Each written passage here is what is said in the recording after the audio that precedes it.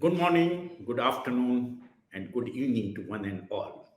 Here is Sudarshan Chan, Secretary General, Indian Pharmaceutical Alliance. Welcome you all for joining the exciting webinar on cell and gene therapy. The COVID 19 pandemic has highlighted the resilience of the Indian pharma industry. India is the pharmacy of the world and has played a pivotal role in access of medicines during these unprecedented times for the last 25 months. India should move up from Make in India to Make and Discover in India. The thrust will be on innovation, R&D, and capability building. Cell and gene therapy is the most exciting field of biotech research. The recent approval of a single injection prescription drug to cure spinal muscular atrophy is a major milestone. This will pave the way for the discovery of new drugs to fulfill the unmet needs of healthcare. The focus of this seminar is the recent trends in cell and gene therapy. We'll continue to build on knowledge building sessions as part of IPA Trust on Innovation. For this seminar, we have distinguished experts, Mr. Lloyd and Dr. Dhananjay Bakle. I now hand it over to Anju. Anju will be moderating this session. She is acclaimed journalist and is recognized within the APEC team for script and pink sheet. She is recognized for her coverage of the pharma and biosimilar landscape. Over to you, Anju. Thank you. Thank you so much, Mr. Sudarshan Jain. Hello and a warm welcome to all IPA members and other participants to this webinar on next-gen pharma R&D, gene and cell-based therapies. Informa Pharma Intelligence is delighted to partner the IPA for this and other industry-related activities. Let me formally introduce our speakers, though both are industry veterans and authorities in their area, and hardly need any introduction. It's my privilege to introduce Dr. Dhananjay Bakle, who is Executive Vice President of Medical Research at Lupin and has been in the biopharma industry for 3 decades. He comes with wide-ranging experience across big pharma and the Indian industry and has led leadership positions, including as medical, clinical, and regulatory director in companies such as Novartis, Schering-Plough, Aventis, and Sanofi. He has also led Reliance Industries' full-spectrum CRO and has been part of the WHO's Technical Research Advisory Group for TB in the past. Dr. Bakle, many of you may be knowing, has also been profiled in a book by Tata McGraw-Hill and features among its leading thought leaders across sectors. In his current role at Lupin, he leads the medical research group comprising global clinical development, pharmacovigilance, and the Lupin Bioresearch Center. He's based out of Pune in the Lupin Research Park, a distinct state-of-the-art novel drug discovery and development center. Now, we look forward to hearing from Dr. Bakle on both some of the big picture aspects of cell and gene-based therapy, a kind of forest view, but also some of the finer nuances given his extensive experience. Thank you so much, Dr. Bakle, for your time today. I'm also delighted to introduce Ian Lloyd, who is Senior Director of Pharma Projects and Data Integration at Informa Pharma Intelligence. Many of you perhaps already know Ian, or if you don't, you've surely read one of his marquee Pharma R&D annual review reports published each year since 1993, and its new active substances launches supplement. Ian oversees the content and analyst services for Informa Pharma Intelligence's drug development solution. He supports clients in their drug pipeline data requirements and inquiries and provides insights into the best search strategies to answer their drug-related business questions and also identifying and analyzing pharma R&D trends. Now, he's worked previously in molecular biology as a research assistant at the University of Bristol. For those who've really followed Ian's R&D reviews, he weaves it all around themes. And now this year's theme is travel. something that most of us missed out on over the past 2 years, grounded because of the pandemic. Ian's report uses analogs and references from the world of travel and tourism while providing a rough guide to pharma R&D. Actually, this year's theme syncs beautifully with the fact that the Indian industry too has gone places over the years and has had its own unique journey from a time when foreign companies controlled over 80% of the Indian healthcare market prior to the 1970s, to India's current dominance in generics, to carving a niche in specialty products, and hopefully a huge play in biosimilars, and now readying to move to the next destination, as Ian would have put it. Full throttle, focusing on R&D, including in areas like cell and gene therapies. Ian will take us through some fascinating insights on pharma's R&D pipeline and also how cell and gene-based therapeutics are growing sharply, the spurt in the use of adeno-associated virus vectors, plus action in the APAC region, among other aspects. So let's get started. But before I hand over to Ian, I'd just like to say that we will take questions once both presentations are done. With that, it's over to you, Ian. Okay, great to talk to you all today. What I'm going to do today is talk about the global pharma R&D pipeline overall in 2022, looking at new drug launches in 2021, then looking at the total pipeline size this year, and then dividing it up, looking at the top companies, the leading therapies and diseases, and the leading mechanisms and targets.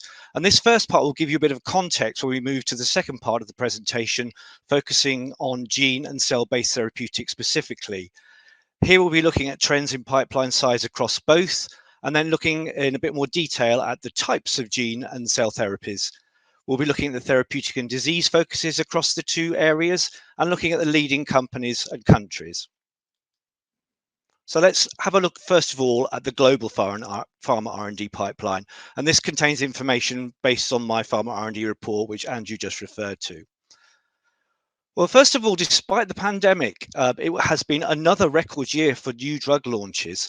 So this graph shows you the number of new active substances. And by new active substances, we mean active drugs which have not previously been launched before. It includes vaccines. And as you can see, in total, there were 97 new active substances launched. This is across 95 products because 2 of the products had actually 2 active substances in each.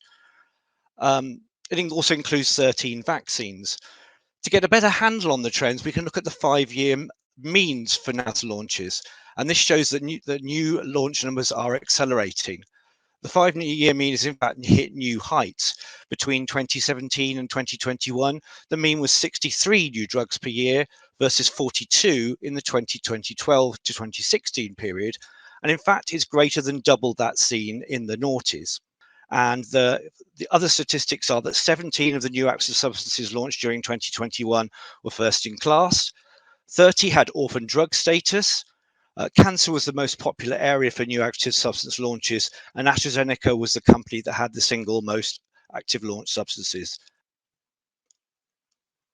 Here we see the total pipeline size across the whole R&D area.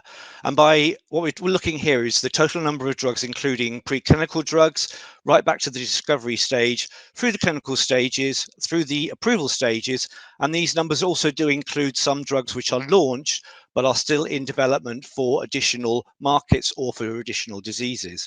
The total pipeline size during 2022 grew by 8.2% and is now higher than 20,000 individual drugs.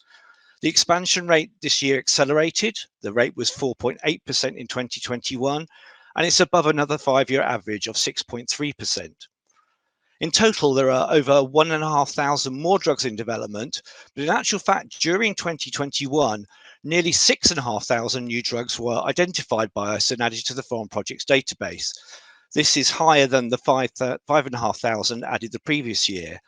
But we saw over 4,500 drugs leave the pipeline, either due to discontinuation or a lack of new information being reported. So this shows you just how much churn there is in a single year of R&D. Breaking the pipeline size down by global status, nearly 11,500 of these drugs are still in the preclinical stage. This stage showed the biggest expansion rate, being up 11%. Phase 1 drugs also grew by 10.1% and phase 2 up by 6.4%. Phase 3 grew also by 8.7%, and this is particularly significant because this figure has been flat for a number of years now. Here we see the top 10 pharma companies by pipeline size. You'll see there's little change in the top 10, with Novartis spending its 6th year at the top, and in fact the top 4 are completely unchanged. The only change within the top 10 is that Lilly has re-entered the top 10 at the expense of AbbVie. However, looking at the numbers in the top 10 and the trend arrow that's at the right-hand side of the table, you'll see that only AstraZeneca and Sanofi and Lilly grew.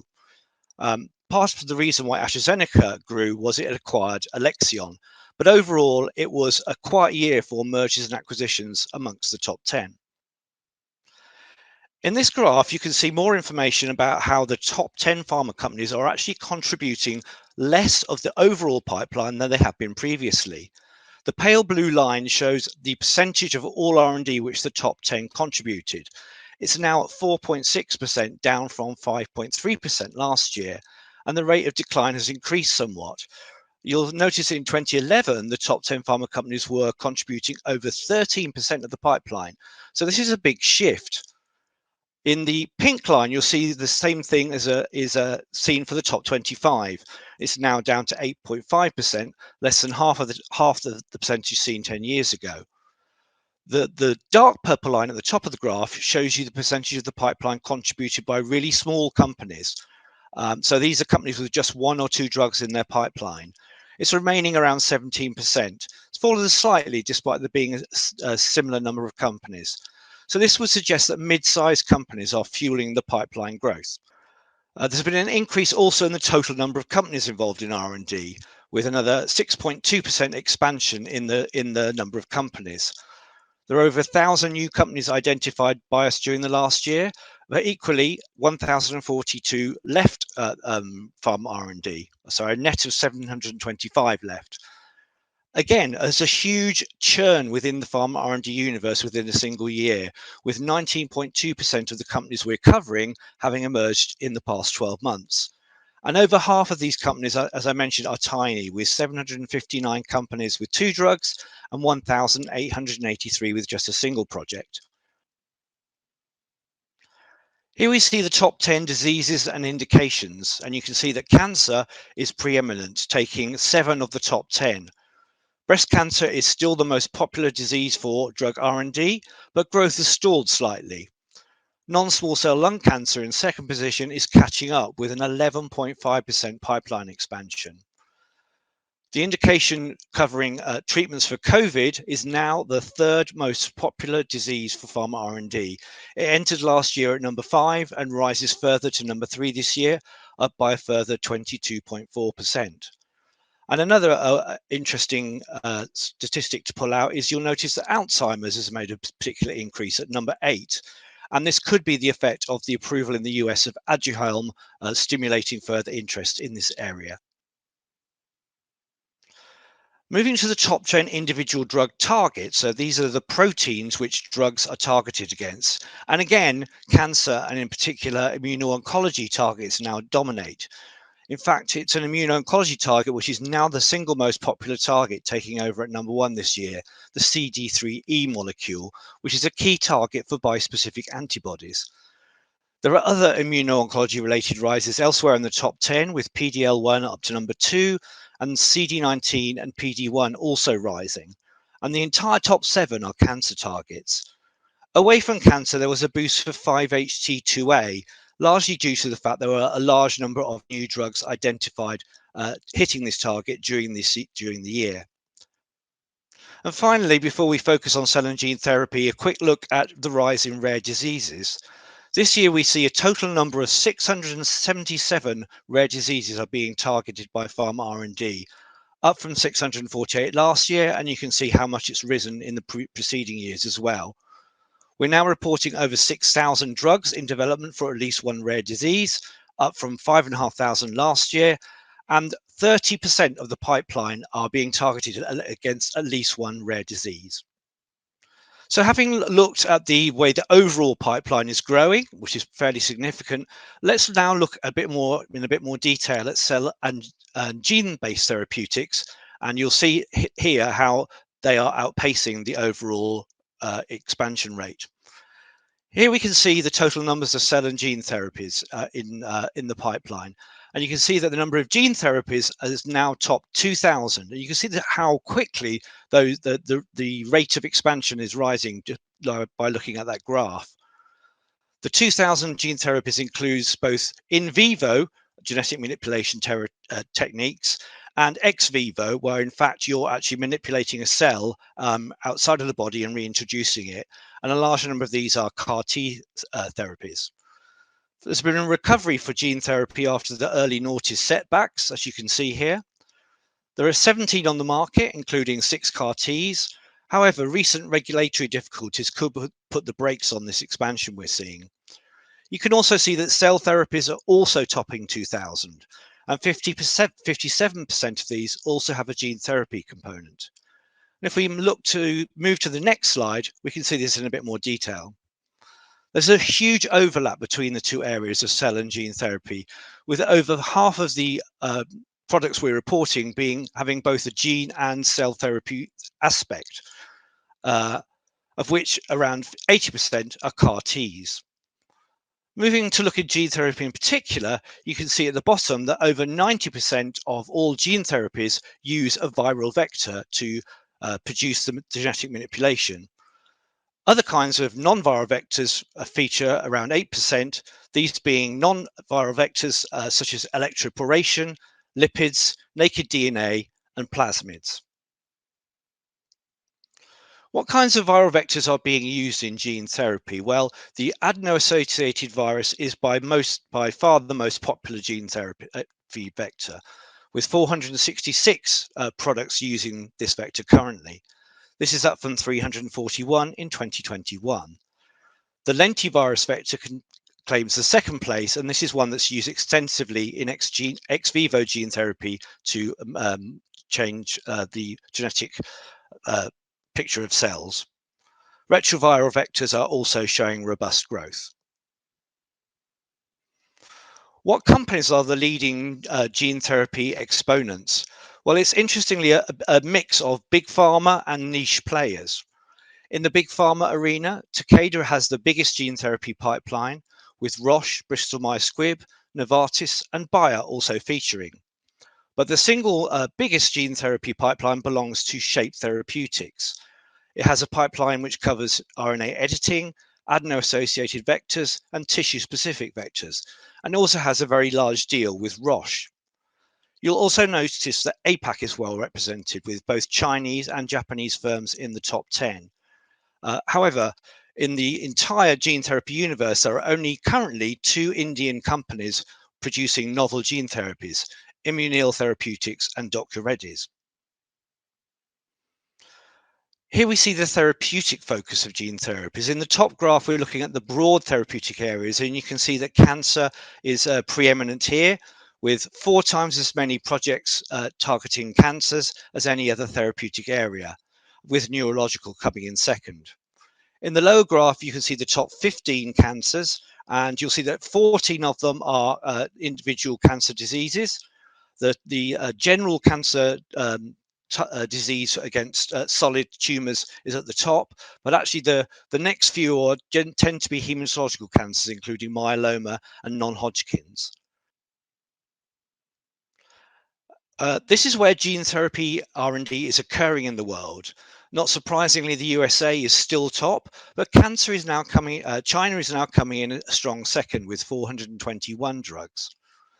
You'll see that original commercial gene therapy R&D in India is still in its infancy, with India actually coming in 45th with only 5 drugs currently. Moving on to cell therapy, these are the different kinds of cell types used in cell therapy, and unsurprisingly, T cells are the top choice, with over 900 T cell-based therapeutics in development, and this includes over 700 CAR T therapies. Stem cells are the next most popular, with around 450 projects, and natural killer cells come in third.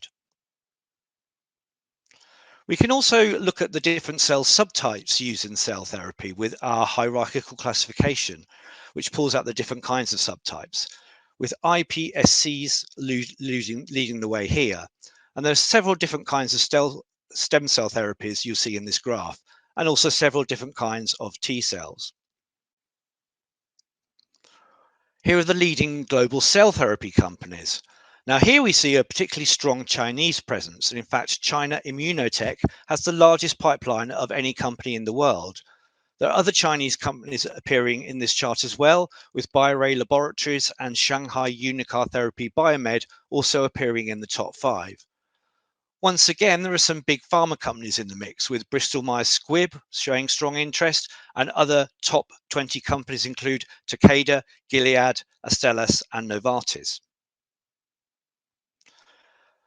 Looking at the therapeutic focus of cell therapies, and cancer is even more dominant in this area than it was with gene therapy, with 8 times as many cell therapies hitting cancer as any other therapeutic area. There's a different runner-up in this graph, with the alimentary and metabolic area coming in second. The CNS area comes in third. There's a similar picture for the top 15 diseases, with hematological cancers again being dominant.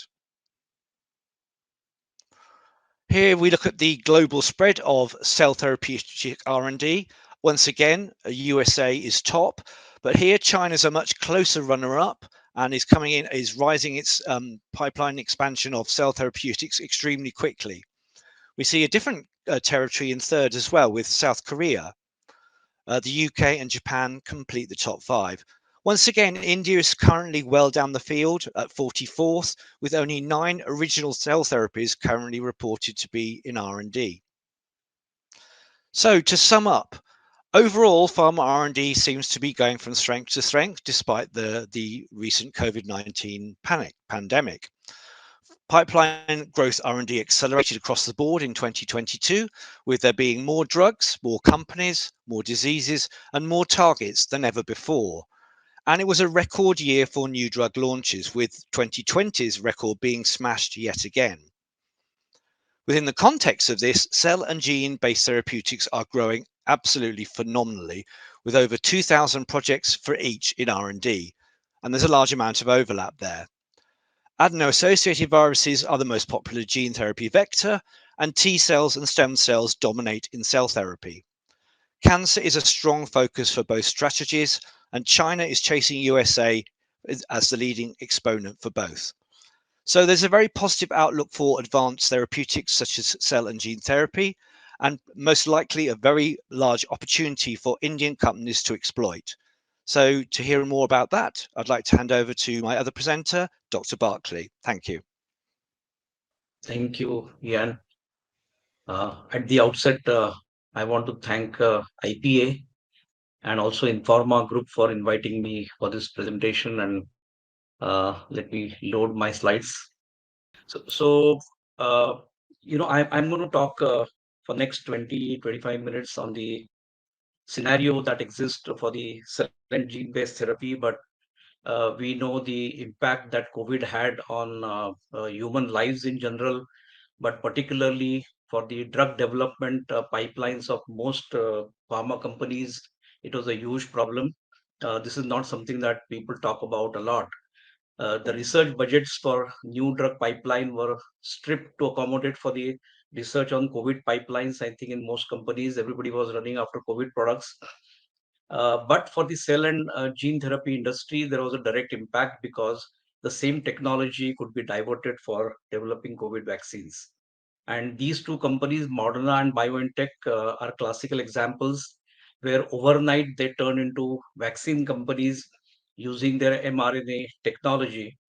Fortunately, both of them made a lot of money, but not the case for several other products who invested a lot in that particular vaccine technology. So cell and gene therapy now having undergone a reset is presents a very good opportunity and the little bit of elbow space for Indian pharma. As you saw from Ian's presentation, literally there is a elbow space that is required to get into this wonderland. On that background, I welcome you for the next 20 minutes to see what is happening in this field. I want to start by showing you a roller coaster ride for the pharma how it went about in the last 10 years. I will talk about ex vivo gene therapy, particularly CAR T. I'll familiarize you with the in vivo gene therapies that Ian talked about, and lastly, the role of the antisense oligonucleotides in silencing genes for treating diseases, which is going to be the future of pharma industry for the next couple of decades to come. This single slide actually shows you, I'm on the slide, which is evolution of cell and gene therapies in the last decade, just to confirm that you all are seeing the same.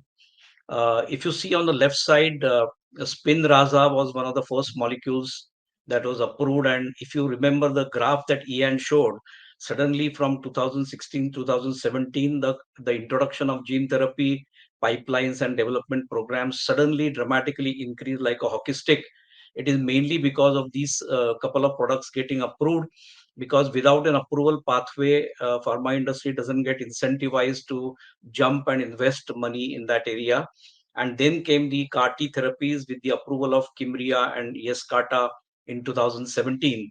And then he showed the adenovirus transgene delivery systems, which came with Zolgensma, which is one of the biggest products that Mr. Jain referred to while introducing the seminar, and also Luxturna, which was used for eye diseases. And then the editing technology is also in the development.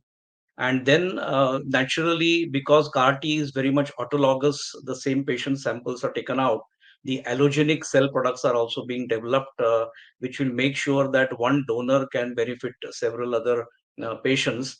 And then eventually it will be personalized, and the ultimate goal is to work on the epigenome, which is an area outside of DNA, but which can turn on and turn off the genes.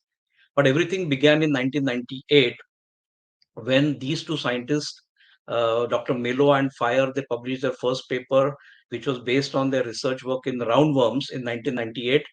There are two other unsung heroes of this entire history, Mark Kay and Dr. Grimm at Stanford, who first identified the clinical potential of this method, which is the silencing of the RNA. And then there is Philip Sharp, who had got the Nobel Prize in 1993 for the RNA splicing technique, which is the last stage of mRNA formation. That is in 1993, but he was watching this whole space very carefully, and he was the one who founded Alnilam in 2002, and which is really the bellwether and the flagship company in the world of genomics. And he also showed that the Nobel laureates, not just are academics, but they can also make money. They can commercialize product, because discovery and invention go generally in the different direction, but he brought it together. So Philip Sharp has set that example. In 2006, Melo and Andrew Fire got the Nobel Prize for RNA interference discovery, what they started in 1998. And another company was founded around the same time called Sirna, which is between Sirna and Alnilam. Most of the intellectual property of this area was residing. And then the big pharma got interested in 2006 after the Nobel Prize. Merck bought Sirna. But then in that decade, towards 2010, several of the pivotal clinical trials failed, and therefore the pharma started losing interest. The morale was lost. Roche and Novartis started pulling back in 2010. They terminated their partnership with Alnilam. 2011, Pfizer and Abbott ended the partnership, their own internal programs and also external partnerships. And Merck sold Sirna Therapeutics 20% less price, and Alnilam and Philip Sharp was very happy to buy that. And in fact, if you see that, in the red line here, you see the stock price of Alnilam, and the entire roller coaster ride actually coincides with Alnilam stock, as well as another company called Ionis, which made another product. So if you see this, the Nobel Prize was given 2006, then the big pharma entered. Then the trials started failing in this part. 2010, big pharma started leaving. And then the next challenge was how to deliver these small molecules into the cells, how to enter the cytoplasm. And that time, this particular vehicle, GalNAc and siRNA conjugates were being developed, and then it was possible, alnilam took lead in that, and it was possible to get into the cytoplasm. What Pfizer is using right now with lipid particles, they try to achieve with this, and there are several products in the pipeline using this technology. Again, there was a lot of interest from big pharma. Again, a few trials failed, particularly Alzheimer's. And then, when the first product was approved, again, the interest started coming back. So when you see such a picture, the question that arises is that are these all speculations, or is there any solid science behind this, or simply castles in the air? So therefore, let's try to see what is the situation. See, we have about 7,000 diseases known to us, out of which only 500 are druggable, as we call it. So that means there are chemical and biotech drugs which can address these 500 diseases out of 7,000. While the fact remains that 80% of the diseases have some dysfunctional gene, in many cases identified, and but in majority it is yet to be identified. And a single nucleotide polymorphism is the key to identify those. We have about 400 biotech drugs, but each drug requires 5,000 steps to manufacture. So therefore, it's a very complex proposition. Indian pharma industry is present in biotech drugs. There are maximum drugs approved here, but very few globalized. And on that background, gene therapy presents a very good alternative because it makes most of the diseases druggable. It can reach the disease targets because of the small size and because of the genetic opportunity. Before we go further, let's look at the way FDA and the regulators look at gene therapy. So FDA tries to say that this is the product which mediate the effects by transcription or translation of the genetic material by integrating into the host genome, and that are administered as nucleic acid viruses, genetically engineered microorganism, is a quite a broad definition answer without much specifics. But if you look at the EMA definition, it defines it as a biological medicinal product that contains active substance, either of recombinant nucleic acid, and then it states the purpose, whether it's to regulate, repair, replace, etc. Also, the therapeutic application of it, whether it is diagnostic, etc. And then it also contains products of genetic expression for a particular sequence. And then both the guidelines actually define what a genetic material is, which is DNA, mRNA, siRNA, miRNA, etc., and antisense oligonucleotides, practically covering everything. So even the genetic material is well defined. And essentially, these guidelines are the ones that also defined the scope of genetic material and what is not genetic. And currently, COVID vaccines, which are developed through either mRNA or DNA, fall in that. But a product like Covaxin would not fall into that because it does not manipulate any genome. So the question why gene therapy is now practically obsolete, simply because last 2 years, I think the mRNA word is also household name. So those in pharma, I think, better know the details of all that, simply because your friends and relatives are going to ask you about what this whole mRNA business is all about. If you see pre-COVID, a lot of money was already getting pumped in. Ian showed the numbers, so you've seen that more than 2,000 products were in development. But if you see that the graph and the projections, over a period of time from 2017 to 2024, again, this is a steep rising curve with almost $45 million sales that was projected. So the input is almost equivalent to output.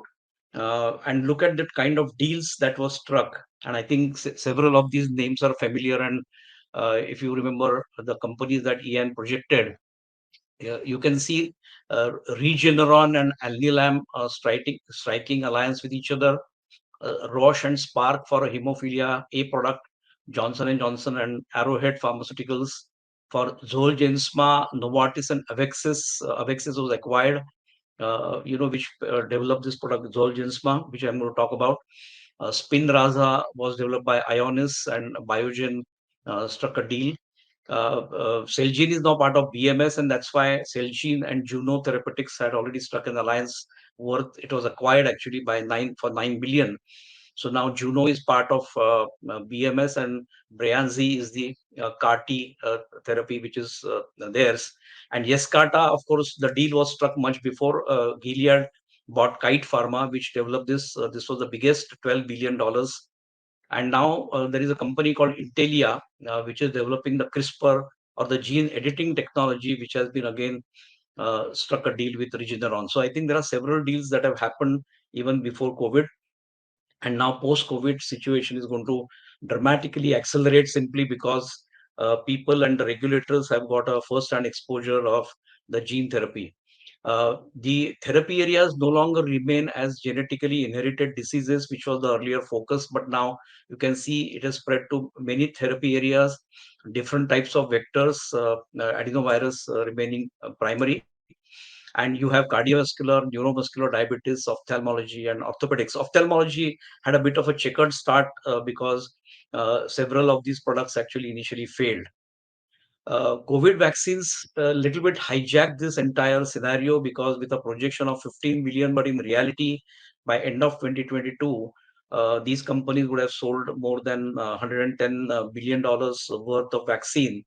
And that is going to be one of the things that people have seen, that this area turned out suddenly to be a genetic gold mine, whereas the original purpose of gene therapy was to provide life-saving solutions to unmet medical needs. And so let's look at that aspect before we go further.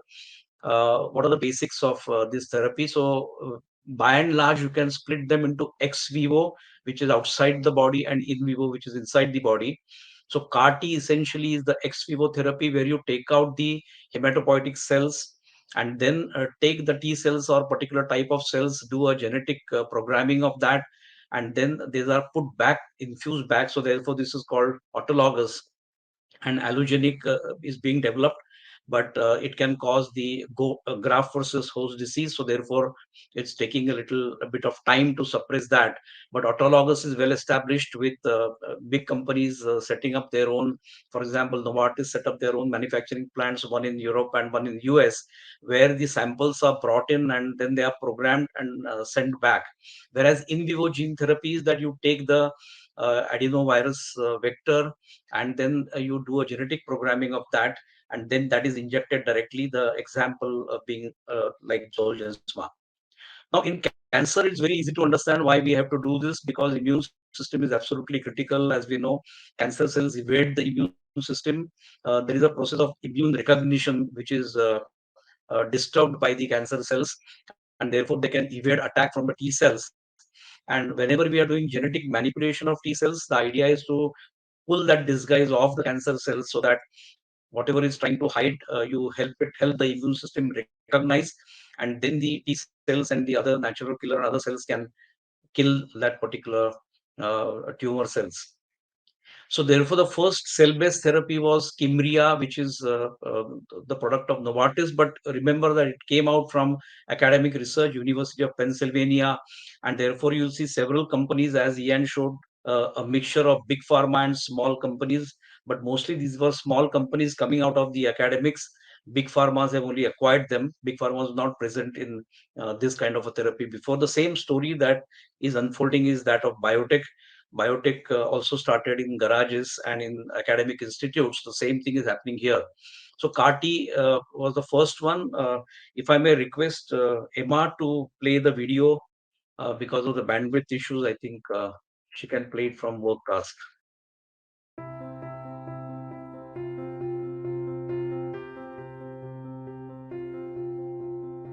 If it's working properly, the immune system wants to kill cancer cells. That's its job. Create an army of T cells to patrol our body for signs of infection and other diseases. The T cells inspect suspicious cells and, when they find an abnormal one, immediately lead an attack on it, while limiting the damage to healthy cells. The way they do that is pretty elegant. T cells have protein receptors on their surface, and these claw-like structures latch onto antigens, protein fragments found on the surface of all cells. When a receptor latches onto an abnormal antigen, like one found only on a diseased cell, the T cell turns on and releases toxic chemicals that damage the abnormal cell and recruit other immune helpers to the area. Sometimes cancer cells develop ways to fool the immune system, either by disguising themselves as healthy cells or by sprouting so many antigens on their surface that the T cells are stymied and can't mount an effective attack, or by finding ways to turn off the immune response against them. One innovative way to see through the deception is CAR T-cell therapy. Thousands of a patient's own T-cells are collected in a process similar to a blood donation. Using a modified and inactive virus that can't cause any disease but can introduce genetic information into a cell, the T-cells are reprogrammed so they now produce special receptors called chimeric antigen receptors, or CARs, on their surface.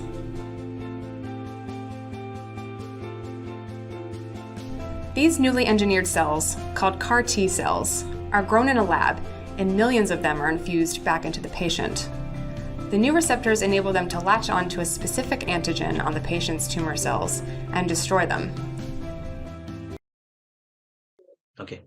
So let me continue with the presentation. The main challenge for CAR T cells is the separation, which is from stem cells to other blood cells, and therefore they have to use a equipment which is flow cytometer and a huge lab like this. This is the one of the labs in the US, UCSF, and now there is a new technology that is coming in, which is the magnetic separation. So it uses special metal beads as shown in this slide and magnets.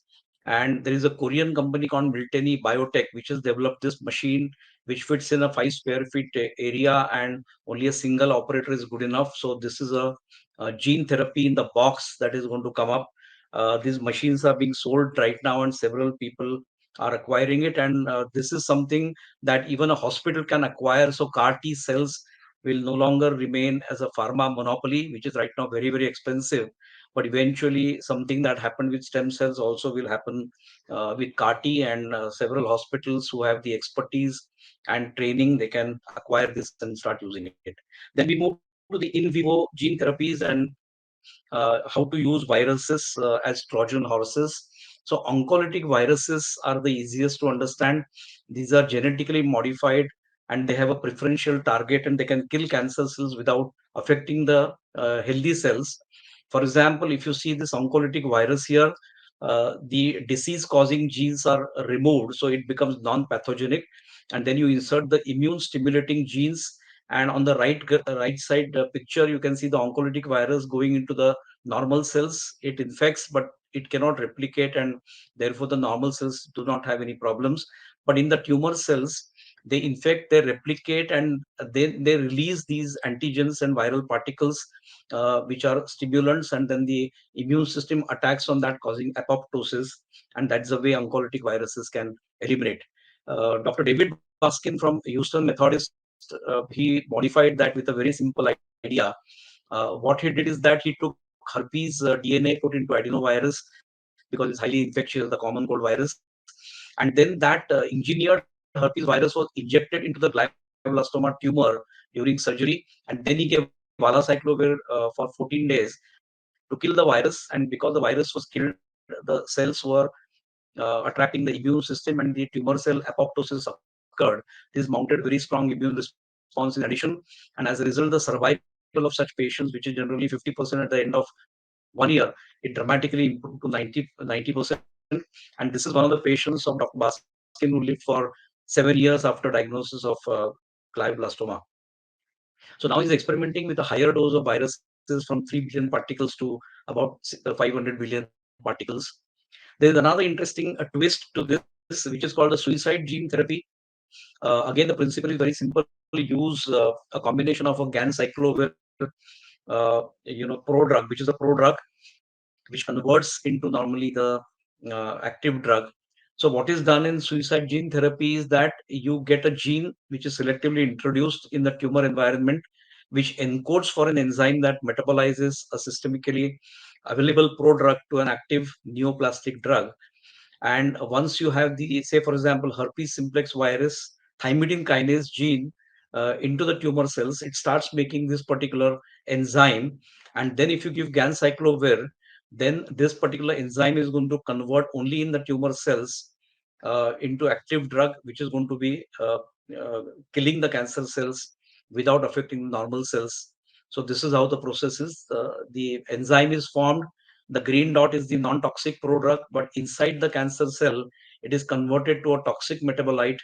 And there is also something called the bystander effect, because once the cell dies, one cancer cell, the toxic metabolite also infiltrates into the adjoining cell.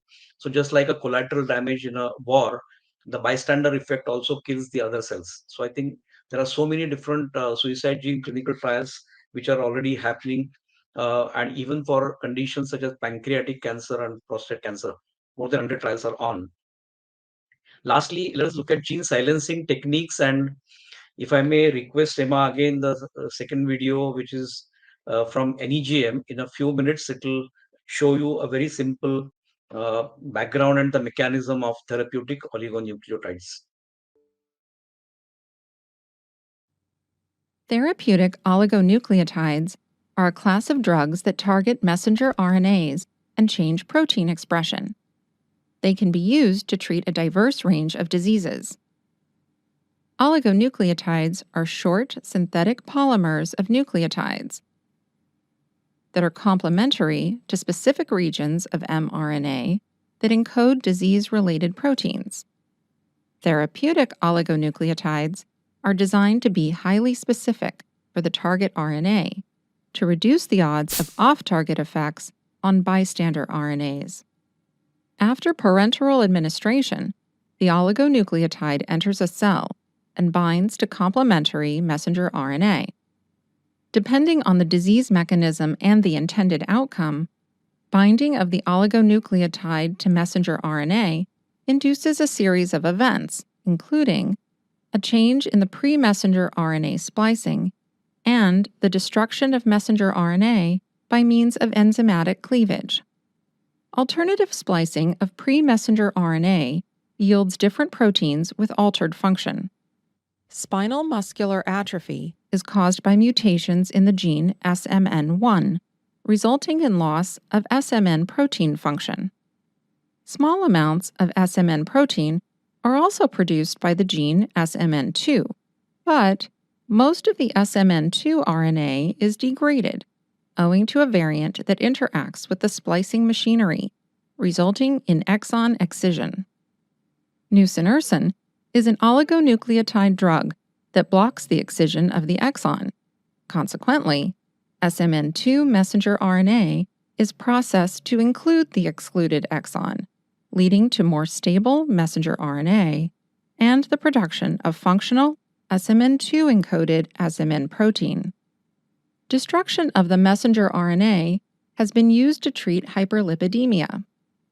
Mipomersen is a single-stranded oligonucleotide that is complementary to RNA encoding apolipoprotein B, a component of LDL cholesterol.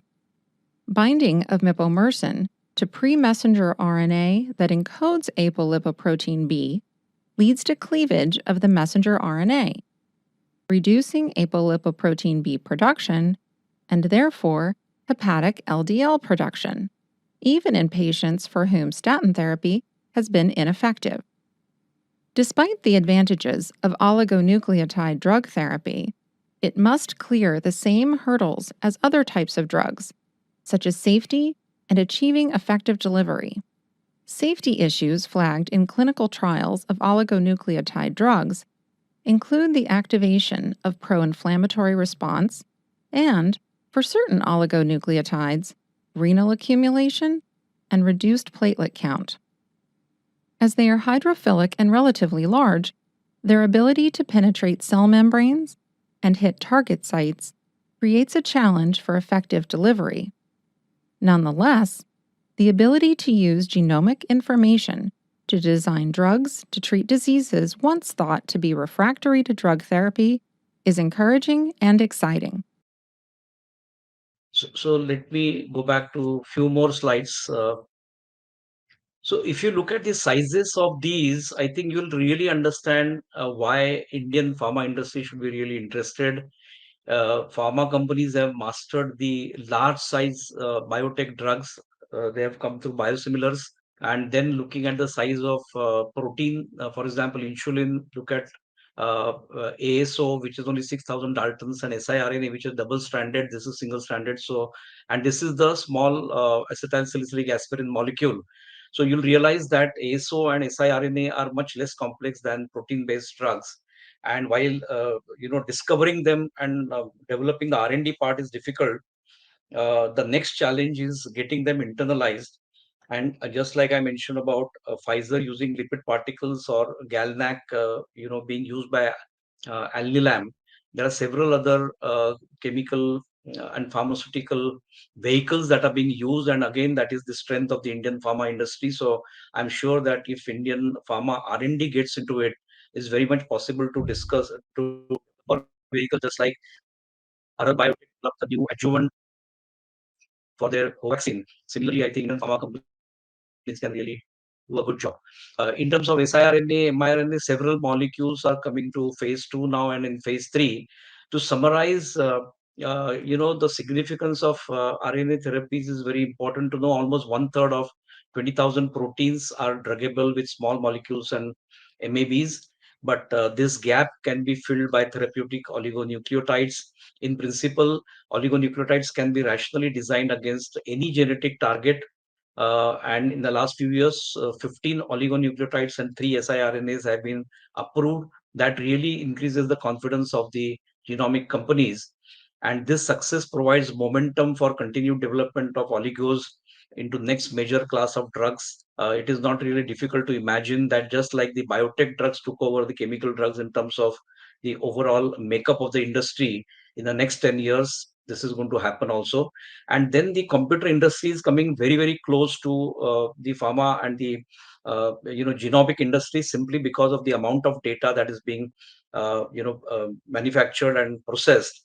And it is a infusion both ways. In fact, it is not just beneficial to genomic industry, but also is going to be useful for computers, because there is already attempts to swap the silicon with the biological molecules. And on a graphene sheet that you can see here, there are several organic molecules which were used, and there was a paper in Scientific American which talked about how computers can be much faster.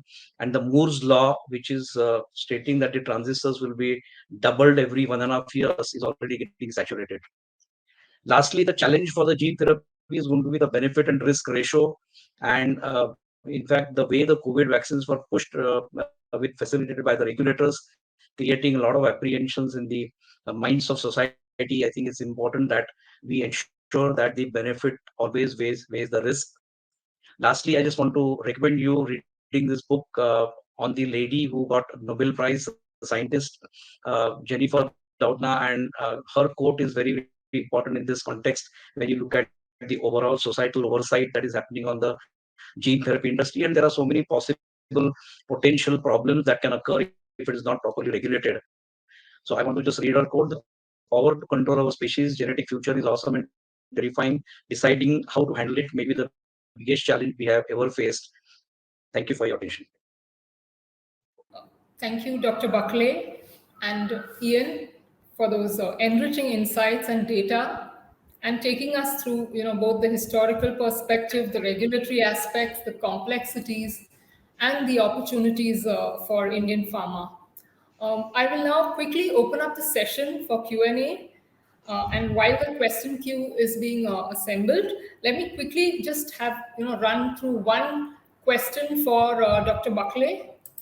So, Dr. Buckley, you took us through, a whole series of challenges and other aspects around the cell and gene therapy. So, what are the main challenges currently while we scale up to commercial scale manufacturing using viral vector-based delivery systems? Because we've heard, the US FDA recently said that the agency has frequently found inconsistencies between gene therapy products used in early studies and the versions manufactured subsequently on a larger scale, raising questions about safety and efficacy. Thanks, Anju, for this question. I think this problem occurred for Novartis when they were making Kimbria, for example, and they had a manufacturing facility in Italy, and they had to close that down for some time because the yield that was expected, which was submitted by them to the FDA, that could not be met for certain batches, and therefore they had to remanufacture everything. So that was one of the challenges. See, wherever you have cell-based therapies, maintaining the quality becomes extremely important, and ultimately is the biological material, and therefore it is not like a biologic the biotech product, which is ultimately a protein that we are dealing with, but here we are dealing with cellular material also, and therefore it becomes extremely important to maintain the quality. And I think, as I mentioned, that it has to be decentralized. The cell-based therapies have to be decentralized to the hospital level, of course, keeping a proper regulations and training and everything under control. But the ultimately allogenic products are the ones that can be manufactured by the pharma. But however, that will require the immunosuppressants, because to prevent the GVFD, I think that is going to be a challenge. So I think ultimately ASOs is going to be the answer for most of the drugs, because ASOs are easy to make, they are easy to work. There are side effects of ASOs as well. But if we manage the benefit and risk, particularly for those conditions which are quite serious and unmet so far, I think the oligonucleotides are going to dominate the future. Okay, thank you. We have one more question from Dr. Dinesh Dua of Nectar Life Sciences. And I think this is again for Dr. Buckley. From MAPS to CAR-T is a huge progression in gene therapy globally, but India is yet to traverse this journey with constraints on stem cell treatments on account of ethical issues. Would you agree that it will take a humongous effort to prevail on regulators to actually get on the innovation bandwagon in India? I think there are already some efforts happening with the Tata, the ACTREC, which has come up in Navi Mumbai, uh, where they've started these efforts. They formed a company also, I forget the name, but I think a lot of efforts have begun. Biocon has made some efforts to form. So I think companies have to put their minds to it, understand the risk involved, invest, and take certain risks, commercial risks, I mean. And every time blaming the regulator is really not the ideal situation, because I remember that many years ago the ICMR came out with the cellular therapy guidelines. That was almost 10 years ago, if I'm not mistaken, and they have been subsequently revised also. So I think government in the recent past have gone ahead of the industry. Is the industry who has to take the interest and create that dialogue, and also get together. The startups have to be funded by the private equity. Government is themselves giving a lot of grant. BIRAC has a lot of schemes. We have to just come forward and instead of competition, what is required is co-opetition. That means we work together. Few companies coming together, and IPA like forum is going to be an ideal forum for bringing interested companies together to create some kind of a strategic alliances also if required, and funding, and they can deal with the government. I think I'm quite optimistic that it will not require really 15, 20 years, but if we decide within 5 years, we can get our own CAR T into the market, which is going to be a global standard. Thank you, Dr. Buckley. One quick question for Ian. So, does the data that you've captured in the R&D report factor in Indian preclinical and clinical stage candidates? Yes, it does. Currently, we're reporting around 140 drugs in preclinical development in India.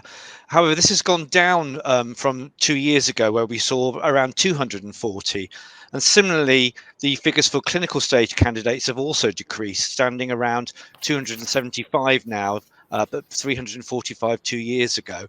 So India was really kind of way down the league behind other Asian countries in terms of developing its own locally originated R&D drug candidates. Obviously, we've seen China, Japan, and South Korea are preeminent here. But I think it's worth noting that China was in a very similar position 10 years ago, and we've seen it come almost out of nowhere to suddenly develop a thriving R&D industry of novel drugs. So I think it's true that India has the potential to do the same thing given the right conditions.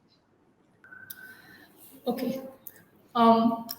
So I think we'll just quickly wind up. I think we've lost Dr. Buckley's connection. It seems a little faint currently. So I'd just like to, thank Dr. Buckley and Ian again for their fantastic presentation. We have some unanswered questions, but if you can please send them in, we will get them responded to at the earliest. With that, let me thank the IPA, Mr. Jain, for spearheading the initiative, Navneet, Archana, Hari Pranav, and the entire team, and my colleagues at Informa for this collaborative effort, and most importantly, for all the participants for their interest in this webinar. Please do get in touch with us for any further queries. Thank you so much.